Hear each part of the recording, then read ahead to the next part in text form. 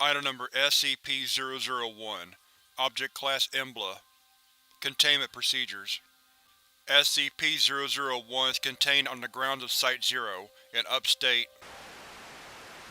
A fence has been constructed around the perimeter of SCP-001's observed effects.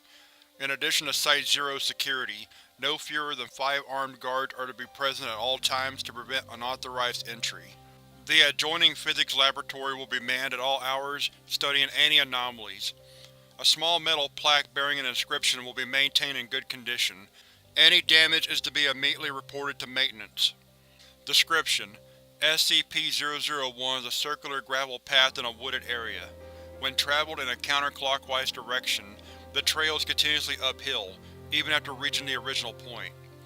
When traveled in a clockwise direction, the trail shows the same amount of uphill and downhill travel as expected. Level 5 clearance is required to access SCP-001's experiment log. New members of Overseer Council are required to read Document 001-05. Document 001-05.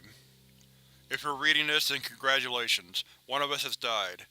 Something killed one of us. A monster, perhaps, or a rival from the GOC. Or maybe we just got a little too close to the flame, like Aaron. Not old age, of course. We took care of that, didn't we? Anyway, one of the old guard is gone. Maybe Jason, maybe Agnes, maybe me. Hell, I'd be surprised if I was the next one to die. I always was the most expendable. I'm going to write this to you as though you were a human being. It will be the last time anyone extends you the courtesy, so I hope you appreciate it. Whoever you are, whatever you did before, you must have been high-ranking when you were pulled into this. You must have noticed the discrepancies, the inconsistencies. I don't know how much you've been told already, or how much you've pieced together. The crux of the matter is this. The retrievals and recoveries of SCP objects are staged, or made up whole cloth. We have never discovered an SCP in the entire history of the Foundation. I should start from the beginning. Let me tell you a story. Aaron Siegel was a physicist studying at Cornell in 1891. He was a truly gifted individual, and had his life taken a different path. I believed that his name would be there with Edison, Einstein, and Hawking. I knew him very well. He was, and may still be, my brother. He was also an avid amateur naturalist, and enjoyed hiking through the woods. One day, while visiting our family home in Essex County, he came across a gravel path. He decided to follow it for a time, and noticed that it kept climbing uphill far longer than it should have.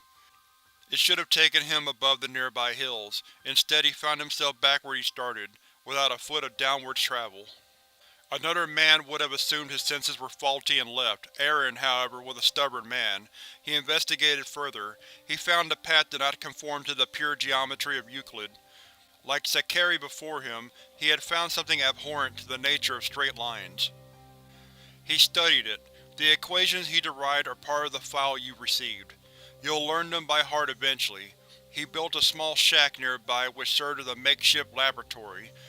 His first experiments produced a key capable of opening any lock, now contained as SCP-005. He brought in others. As his brother, I was one of the first he contacted. I was a medical student at Harvard at the time. I initially thought he was mad, but when he showed me the path, the key, I had to learn more. There were others with us, other friends and colleagues. Most of them are gone now, but we were the core. We created the Foundation from around ourselves. In the beginning, it was just about discovery, about finding the things we could do. We had such high hopes, such plans. We were going to change the world. We were going to save it from itself. We could feed the hungry, shelter the homeless, heal the sick and dying. Thomas Carter found us money. We were none of us poor, but we ran through our fortunes quickly. Thomas used his connections on Wall Street and in Washington to fund us. He showed them the least of what we could do, and promised heaven against the threat of hell. Agnes Peterson, my brother's fiancée, was the administrator. He knew nothing of how to run an organization. We were a herd of cats running to and fro, and she turned us into a foundation, putting us dreamers and madmen to the same yoke. We soon had a facility built, but we were still so secretive. As much as we wanted to shout from the rooftops what we had found, we were frightened, too, that it would be taken from us. We told ourselves it was just for the interim, until we were sure of our footing. We'd show them eventually. We'd show them all. We were careful at first. We made small, inoffensive, or even helpful items. The Fountain of Youth, the bouncing ball, the Civil War statue. We grew more confident, and we started working on humans. The concrete man. He volunteered, or the man with the abdominal planet. Just a drifter, but we made him something special, didn't we? It was all so easy. Perhaps it seems absurd to get so many things from that one little break in reality, but it all flowed, one discovery to the next. It almost seemed like something was helping us along. But then things started going a bit wrong. While he was playing with his equations, Aaron accidentally derived a missing number. In my laboratory, I found I'd made the zombie plague, but we were too invested in our project, so we pushed ahead. Then came the pipe nightmare, and the stairwell. We knew we'd need more help. Thomas showed what we'd done in the military. Told him we'd found these things, discovered them. We made up names like Prometheus Labs and the Chaos Insurgency. They gave us funding, personnel, we built up, we expanded outward. We repeated the cell in other countries. Some listened, some didn't. Enough did. We became an international organization. We brought in more researchers, though very few ever suspected we were the source of these items they studied. Sometimes we would arrange for an object to be found by a field team. Sometimes we would simply write the reports. We generated the paperwork, and we were the oversight. If we said a thing was, it was. It still is. There were still problems, of course. Jeremy and Thomas took one of our experiments and ran off with it, creating a ridiculous club. One of our researchers grew mad and started worshipping machines, escaping with enough knowledge to be dangerous. We still deal with the fallout of these splinter groups. So we contained them. We handled them. We couldn't stop, Shirley, you can see that. Rather than more cautious, we grew bolder. I cut a little boy up and turned him into the flesh that hates. There were reasons. There were always reasons. 231, we created her, and her sisters.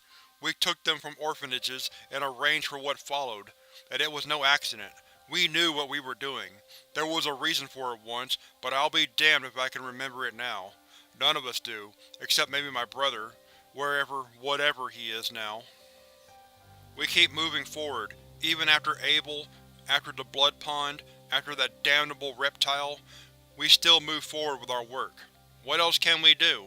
Our only hope to survive the events we set in motion is to understand better, to learn more. We're on the back of a terrible beast, and if we try to jump off now, we'll be crushed beneath. But that's not what frightens me, and it isn't what should frighten you.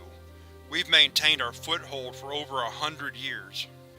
The things I really worry about are the anomalies we didn't create. No, I was telling you the truth the first time. We didn't discover any of them. But some of them, they aren't our work. They just were, one day, they were in containment, and they'd always been in containment. Don't you see? We're not in control anymore. We never were.